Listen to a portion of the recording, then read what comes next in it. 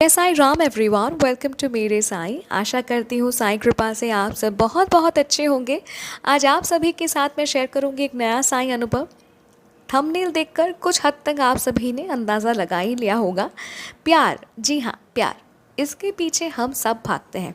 चाहते यही है कि हम जिससे प्यार करते हैं वो भी हमसे उतना ही प्यार करे, और वही प्यार अगर हमसे छिन जाए या वही प्यार किसी और का हो जाए, हम बर्दाश्त नहीं कर पाते हैं, है ना। आज जो अनुभव आप सभी को मैं सुनाऊंगी ये कुछ ऐसा ही है, पर मैम रहना चाहती हैं अनोनिमस।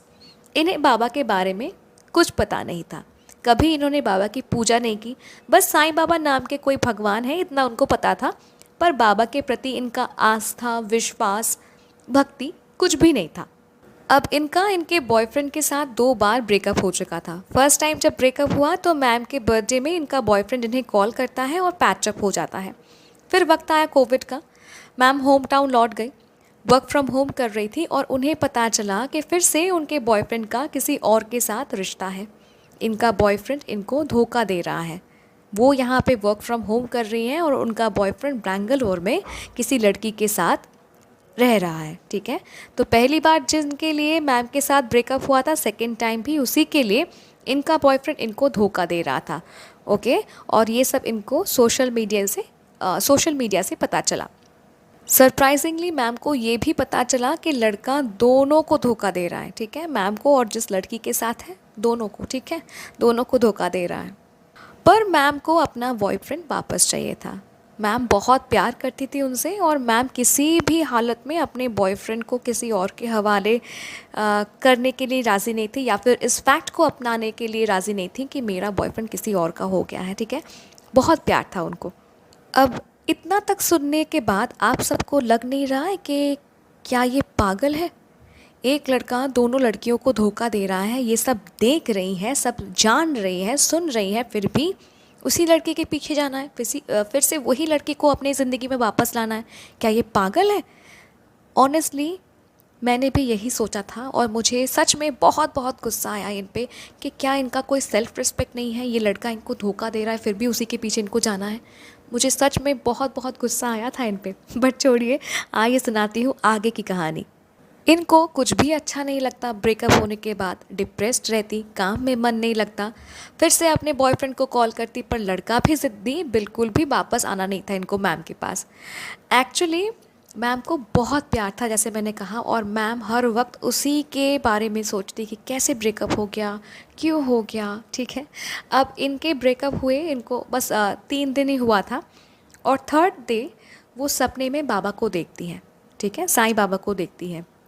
आप सभी को मैं एक बार फिर से बता दूं कि इनको सिर्फ साईं का नाम ही पता था, दैट्स ऑल।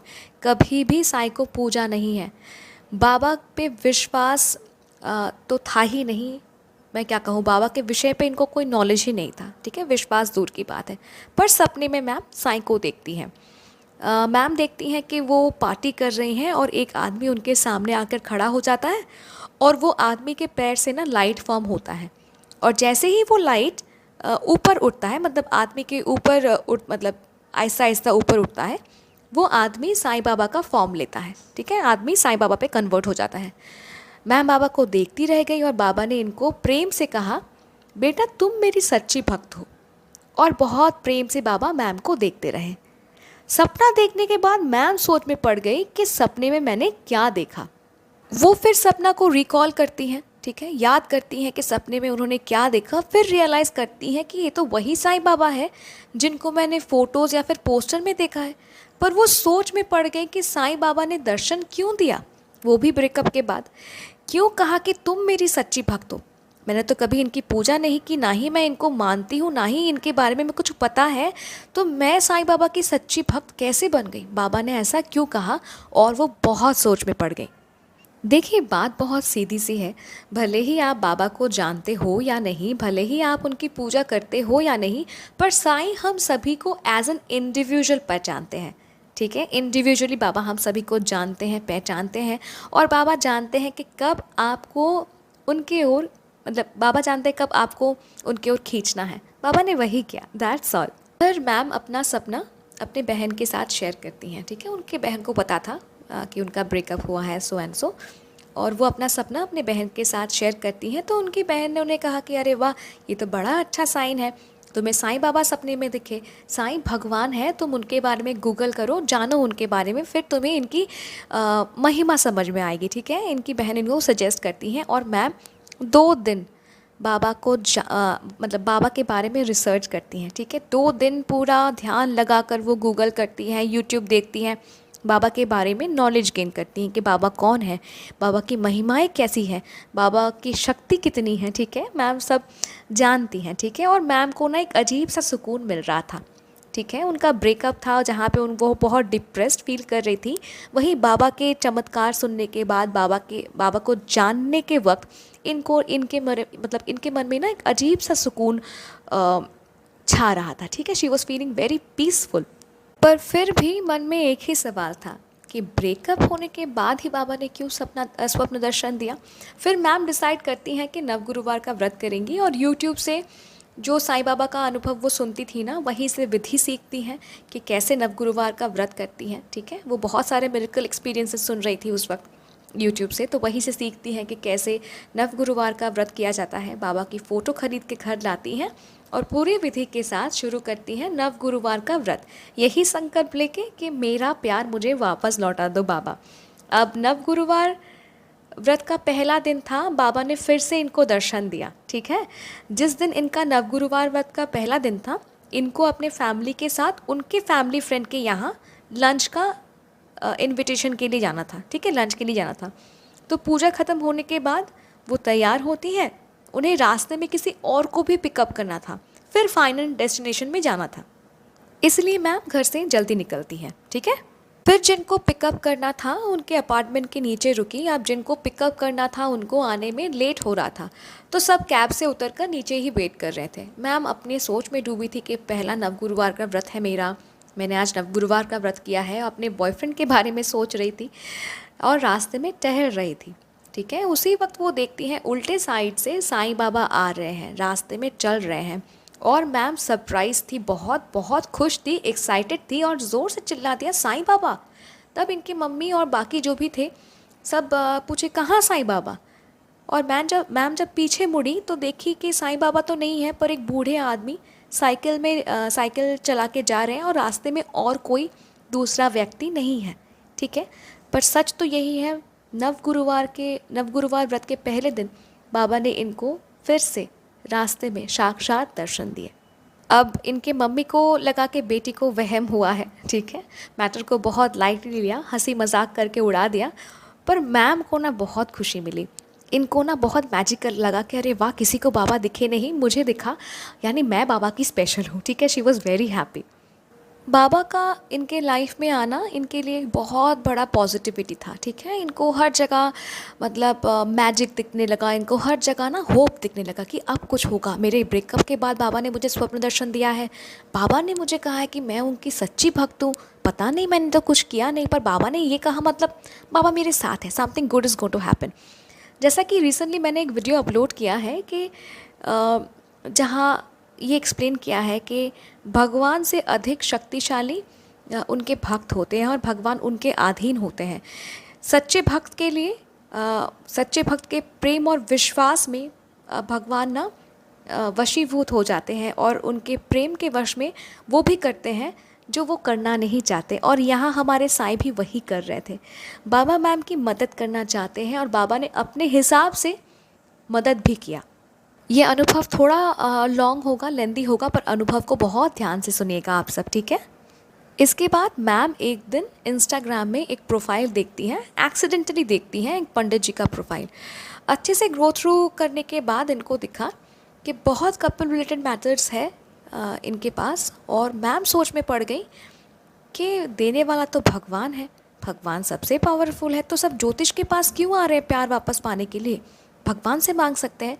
फिर वो सोचने लग गए कि नवगुरुवार का व्रत कर रही हूँ, साईं बाबा ने मुझे दर्शन दिया है आज, मतलब पहला नवगुरुवार व्रत के दिन बाबा ने स्वप्न में ये भी कहा है कि मैं उनकी सच्ची भक्त हूँ। तो बाबा जानते हैं, बाबा देख रहे हैं मेरी परिस्थिति, मेरी लाइफ में क्या चल रहा है, तो कहीं ये बाबा का इशारा नहीं है क्या, मैं बात करूँ एस्ट्रोलॉजर से। बहुत सवाल आने लगे इनके मन में। फिर मैम ने यही सोचा कि बाबा की पूजा कर रही हूँ, जो भी होगा साईं की मर्ज़ी से ही होगा। और मैम बात करती हैं एस्ट्रोलॉजर के साथ। ये बता दूँ कि एस्ट्रोलॉजर कोई हाई फाई नहीं था, गिने चुने 17 लोग ही इनको फॉलो कर रहे थे, ठीक है, बहुत ज़्यादा फॉलोअर्स नहीं थे इनके। पर जब इनको देखा ना कि सब लव रिलेटेड मैटर्स इनके पास लेकर जा रहे हैं, तो इनको मतलब बहुत सारे सवाल जवाब इनके मन में चले। फिर इन्होंने डिसाइड किया कि जो भी हो रहा है साईं की मर्ज़ी से, और मैं बात करूँगी इन एस्ट्रोलॉजर के साथ।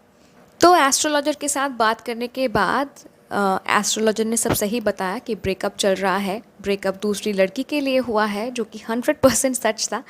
और साथ ही साथ एस्ट्रोलॉजर ने ये भी कहा, पंडित जी ने ये भी कहा कि लड़का आपसे बहुत प्यार करता है, पर लड़की ने, वो दूसरी लड़की ने वशीकरण किया है, तो आपका प्यार आपको वापस मिलेगा, पर वो वशीकरण का असर तोड़ना होगा और उसके लिए एक पूजा करनी होगी, पर उसमें थोड़ा खर्चा है।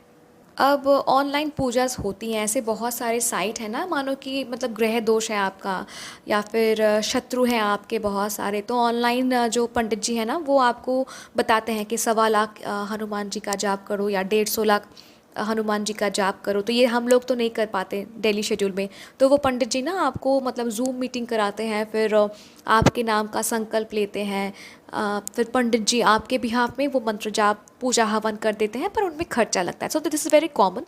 तो पंडित जी ने भी वही कहा था कि पूजा करना होगा, वशीकरण के लिए वो असर तोड़ना होगा, पर उसमें थोड़ा खर्चा लगेगा। ऑलराइट। अब जैसा कि मैंने कहा ना कि कोविड का टाइम था, तो और मैम वर्क फ्रॉम होम कर रही थी। उस टाइम पेमेंट का भी बहुत मतलब सैलरी को लेके भी बहुत झमेला चल रहा था। तो जितना खर्चा पूजा में होना था वशीकरण का इफ़ेक्ट तोड़ने के लिए, उस वक्त वो अमाउंट उनके पास नहीं था, ठीक है, मतलब कुछ था और बाकी उनको अरेंज करना पड़ता। और ये सब हो रहा था नव गुरुवार के व्रत के दौरान, ठीक है। और मैम सोच में पड़ गई कि क्या करूँ, मेरे पास तो पैसे नहीं है, पूजा कराऊँ या नहीं कराऊँ, नहीं कराऊँ तो बॉयफ्रेंड चला जाएगा, और कराती हूँ तो बॉयफ्रेंड आ जाएगा, पर मेरे पास पैसा नहीं है। एंड लॉट्स ऑफ थिंकिंग, बहुत सारे सवाल इनके मन में आ रहे थे, ठीक है, कि कैसे पैसा जुगाड़ करूँ। पर इनको इतना विश्वास था, इतना विश्वास हो गया था कि जो भी हो रहा है साईं कृपा से ही हो रहा है। तो एक दिन ना मैम अपने फ़ोन में कॉन्ट्रैक्ट्स स्क्रॉल कर रही थी कि इन केस कोई मिले जिनसे वो पैसा बोरो कर सकती हैं पूजा कराने के लिए। अपना प्यार पाने के लिए लोग हर हद पार कर सकते हैं, और मैम भी वही कर रही थी। और तभी ना उनको उनके कांटेक्ट में एक व्यक्ति का नाम दिखा, और उन्हें क्लिक हुआ कि अगर मैं इनसे पैसा मांगूँ, रुपए मैं बोरो करूँ, उधार मांगूँ, तो शायद ये देंगे मुझे। अब जिनसे इनको पैसा मांगना था वो इनके फादर के एज के हैं, और इनका एक रेस्टोरेंट है, और काइंड ऑफ फैमिली फ्रेंड भी थे मैम के। तो मैम ने उन्हें कॉल किया और कहा कि अंकल मैं आपसे मिलना चाहती हूँ, और वो फटाक से राज़ी हो गए, ठीक है, कि हाँ ठीक है हम लोग मिलते हैं।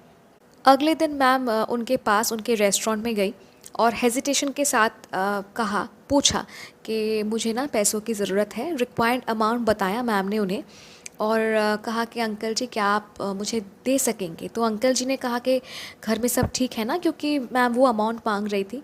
तो मैम ने कहा कि हाँ घर में सब ठीक है, मेरी कुछ पर्सनल प्रॉब्लम है, तो मुझे लगा कि शायद आप मुझे हेल्प कर सकेंगे।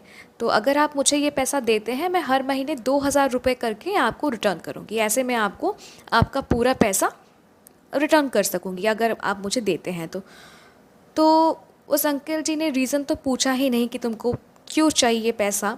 उल्टा उन्होंने ये कहा कि तुम पैसे रखो, पर मुझे पैसा लौटाने की ज़रूरत नहीं है, मुझे वो पैसा नहीं चाहिए, तुम्हें काम है तुम रखो, पर मुझे मत लौटाओ। स्ट्रिक्टली मना कर दिया। और अंकल ने मैम को बैंक ले गए अपने साथ, और जो पैसा मैम को चाहिए था पूजा कराने के लिए, वो पैसा मैम को देते हैं, और फिर से कहते हैं कि ये पैसा मुझे लौटाने की कोई ज़रूरत नहीं है, तुम रखो। और मैम बहुत धन्यवाद करती हैं सर को, ठीक है, अंकल को, कि रुपए देने के लिए। और रुपए मिलने के बाद मैम मंदिर जाती हैं भगवान के पास शुक्राना करने के लिए। फिर क्या, फिर मैम पंडित जी को पेमेंट करती हैं, ठीक है, और पंडित जी ने भी पूजा शुरू किया वशीकरण तोड़ने का। और इस पूजा में ना 20 दिन का वक्त लगा था, और सब कुछ हो रहा था नव गुरुवार के व्रत के दौरान। और मैम ये सीक्रेटली कर रही थी, घर में किसी को ये पता नहीं था, ठीक है।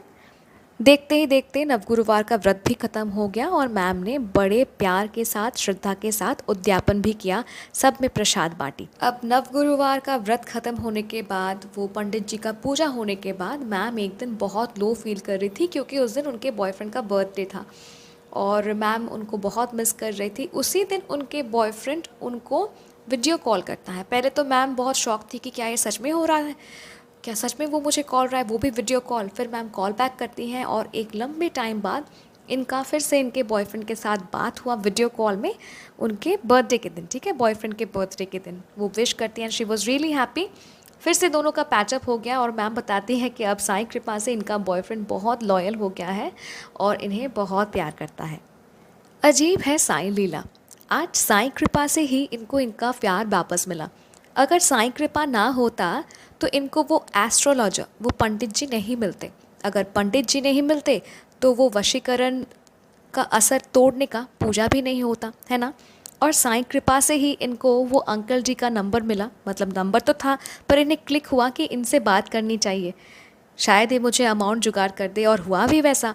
अंकल जी ने विदाउट हेजिटेशन एक ही बार में मैम को पूजा के लिए जो अमाउंट ज़रूरत था वो दे दिया। ऊपर से क्या कहा कि मुझे पैसा लौटाना नहीं, मुझे ज़रूरत नहीं है। और इसी तरह साईं बाबा ने सही वक्त पे मैम को सब कुछ अरेंज कर दिया और पुनः इनका प्यार इन्हें वापस लौटा दिया। तो कैसा लगा आप सबको अनुभव, कमेंट कीजिएगा, ठीक है। अगर अच्छा लगे तो please like, comment and share. Ma'am thank you so very much अपना कीमती अनुभव हम सभी को उपहार देने के लिए। अगर आप भी अपना अनुभव मेरे साथ शेयर करना चाहते हैं तो आप मुझे ईमेल कीजिए, इंस्टाग्राम में डायरेक्ट मैसेज कीजिए या फिर मेरे व्हाट्सएप नंबर में मुझे मैसेज कीजिए। Email ID, Instagram account ID और व्हाट्सएप नंबर तीनों ही डिस्क्रिप्शन पे दिया हुआ है। मिलती हूँ बहुत जल्दी एक नए सा अनुभव के साथ। टिल देन जय साईं राम।